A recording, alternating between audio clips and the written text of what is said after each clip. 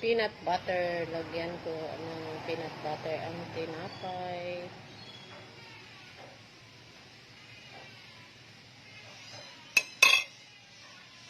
Kain tayo. Sarap. Yan yung sarapan.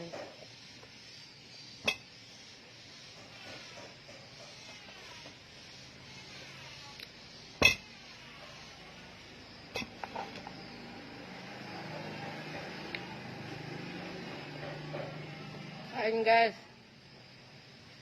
Tsaka kape, oh. Ang sarap.